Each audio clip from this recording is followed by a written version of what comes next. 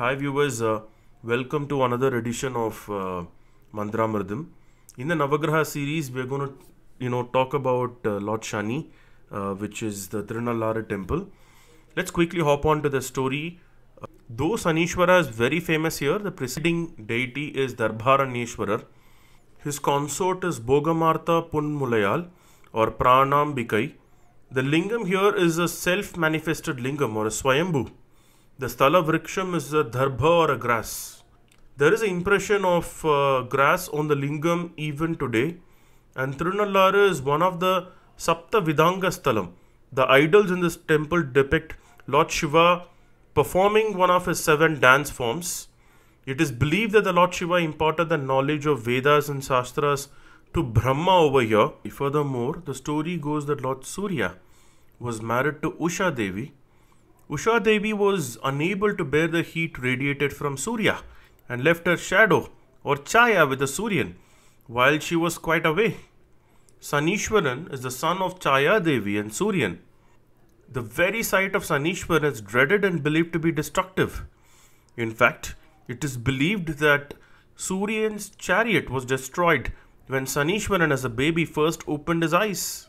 Sanishwaran, after intense penance and prayer to Lord Shiva, attained the status of celestial planet. It is believed that Sanishwaran became lame when he was kicked by Lord Yama in a fit of anger.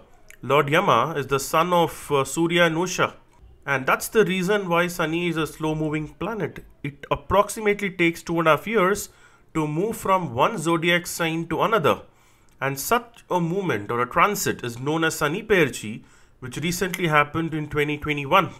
The unique aspect here is that the Sanishwaran is in a standing posture with Abhayahasta, where he is blessing everyone who comes to visit him. Om Neelanjana Samapasam Raviputram Yamakritam Chaya Martanda Shambhudam Tam Namami Sanishwaram.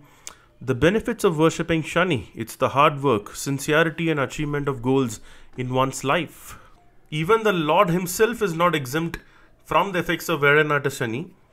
It is said that once Lord Shiva hid himself in a remote cave to meditate and escape the effect of Shani. On his return, he was informed by Shani that the Lord had first went into the hiding in the first place because of the influence of Vairanata Shani, and astonished but pleased Shiva declared him to be Sanishwaran. No other planet has the tag Ishwaran to its name. There is a saying in Tamil which goes, Saniye pol kodupavanam illai, Saniye pol kedupavanam illai, which translates to there is none like Sanishwaran who can give a good life or ruin a life. According to a legend, King Nala, he had not washed his feet properly while doing a puja. Sanishwaran, who was waiting for an opportunity for about 12 years, immediately caught hold of him. Under the influence of Elrai Sani, he lost his kingdom, got separated from his wife and children, had health problems and wandered around like a beggar. And finally, as per the advice of Bharadwaja Muni, he worshipped Darbharanyeshwarar at Tirunallaru, took a dip in the holy pond or a holy tank over here, and it was then he was relieved of the effects of Shani. After this, Shiva asked Shanishwaran to be here and bless all the devotees. The legend goes that this temple is associated with that of a shepherd or a Idayan in Tamil. On the instructions of the local king over here, a shepherd used to deliver milk regularly to the temple. The accountant of this temple used to send some of the milk to his home and falsify the accounts. Once the king came to know that no milk had reached the temple, he wanted to really punish the shepherd. The shepherd prayed to the Darbharanyar for help, the Lord over here. It is said that in order to save the shepherd and punish the accountant, Shiva actually sent his Trishul from his sanctum. The Trishul pretty much punished the accountant, and the Lord appeared and gave a darshan to the shepherd. Interestingly, in order to give a way to this Trishul, the Nandi and Balipit moved from their original positions. Hence, in this temple, you will notice that the Nandi and Balipit or Balipitam are not in their regular positions on a straight line to the main deity, but they are slightly placed on one side. There is a separate shrine for Yadayanar where idols of shepherd, his wife, and the accountant can be seen. Another legend is Lord Mahavishnu worshipped in this temple was Santana Prapti, a child boon. He was blessed with a child called Manmadan. At the time of granting the darshan to Lord Mahavishnu, Lord Shiva was accompanied by goddess Parvati with Muruga in between them. Pleased with that form of darshan, Lord Mahavishnu named that posture as Somaskanda Murti and requested Lord Shiva to stay here and bless his devotees as well.